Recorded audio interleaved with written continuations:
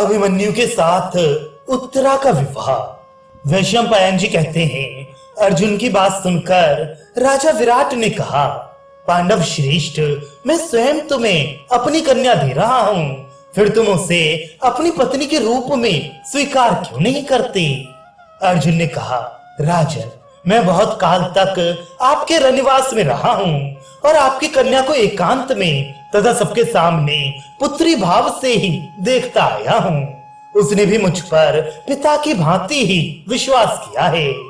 मैं नाचता था और संगीत का जानकार भी हूँ, इसलिए वह मुझसे प्रेम तो बहुत करती है, परंतु सदा मुझे गुरु ही मानती आई है। वह वयस्क हो गई है और उसके साथ 1 वर्ष तक मुझे रहना पड़ा है। इस कारण तुम्हें या और भी किसी को हम पर कोई अनुचित संदेह ना हो, इसलिए उसे मैं अपनी पुत्र वधू के रूप में ही वरण करता हूँ। ऐसा करके ही मैं शुद्ध, जितेंद्रिय तथा मन को वश में रखने वाला हो सकूंगा और इससे आपकी कन्या का चरित्र भी शुद्ध समझा जाएगा। मैं निंदा और मिथ्या कलंक से डरता हूँ, इसलिए उत्तरा को पुत्र वधू के रूप में ही ग्रहण करूंगा। मेरा पुत्र भी देव कुमार के समान है। वे भगवान श्री कृष्ण का भांजा है। वे उस पर बहुत प्रेम रखते हैं। उसका नाम है अभिमन्यु। वह सब प्रकार की अस्त्र विद्या में निपुण है और तुम्हारी कन्या का पति होने के सर्वथा योग्य है। विराट ने कहा, पार्थ, तुम कौरवों में श्रेष्ठ और कुंती के पुत्र हो। तुम्हें धर्म अधर्म का इतना विचार होना उचित ही है। तुम सदा धर्म में तत्पर रहने वाले और ज्ञानी हो। अब इसके बाद का जो कुछ कर्तव्य हो उसे पूर्ण करो। जब अर्जुन मेरा संबंधी हो रहा है तो मेरी कौन सी कामना अपूर्ण रह गई? विराट के ऐसा कहने पर अवसर देखकर राजा युधिष्ठिर ने भी इन दोनों की बातों का अनुमोदन किया।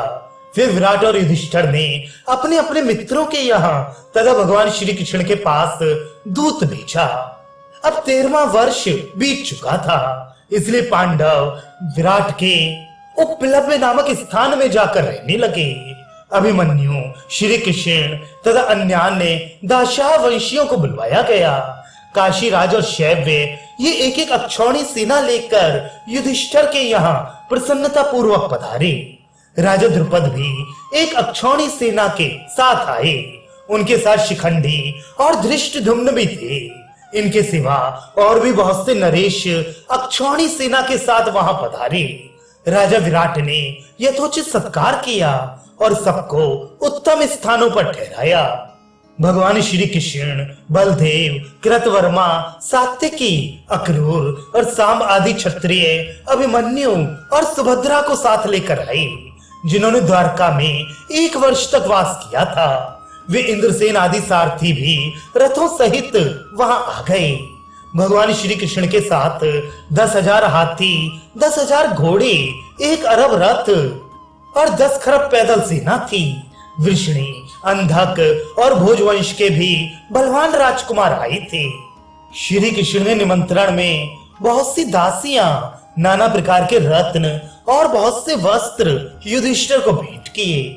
राजा विराट के घर शंख, भेरी और गोमुख आदि भांति भांति के बाजे बजने लगे। अंतःपुर की सुंदरी स्त्रियां नाना प्रकार के आभूषण और वस्त्रों से सज धज कर कानों में मणिमय कुंडल पहने रानी सुदेशना को आगे करके महारानी द्रौपदी के यहाँ चली। वे राजकुमारी उत्तरा का सुंदर श्रृंगार करके उसे सब ओर से घेरे हुए चल रही थी। द्रौपदी के पास पहुंचकर उसके रूप, संपत्ति और शोभा के सामने सब फीकी पड़ गईं। अर्जुन ने सुभद्रा नंदन अभिमन्यु के लिए सुंदरी विराट कुमारी को स्वीकार किया। उस समय वहां इंद्र के समान वेशभूषा धारण किए राजा युधिष्ठिर भी खड़े थे। उन्होंने भी उत्तरा को पुत्र वधू के रूप में अंगीकार किया। तदनंतर भगवान श्री कृष्ण के सामने अभिमन्यु और उत्तरा का विवाह हुआ। विवाह काल में विराट ने प्रज्वलित अग्नि में विधिवत हवन करके ब्राह्मणों का सत्कार किया और दहेज में वर पक्ष को वायु के समान वेग वाले 7,000 घोड़े, 200 हाथी तथा बहुत सा धन दिया। साथ ही राजपाट, सेना और खजाने सहित अपने को भी सेवा में समर्पण किया। विवाह संपन्न हो जाने पर युधिष्ठिर ने भगवान श्री कृष्ण से भेंट में मिले हुए धन में से ब्राह्मणों को बहुत कुछ दान किया। हजारों गौएं, रत्न, वस्त्र, भूषण, वाहन, बिछौने तथा खाने पीने की उत्तम वस्तुएं अर्पण की। उस महोत्सव के समय हजारों लाखों हृष्ट पुष्ट मनुष्यों से भरा हुआ मस्त नरेश का वह नगर बहुत ही शोभायमान हो रहा था। इति विराट पर्व समाप्तः।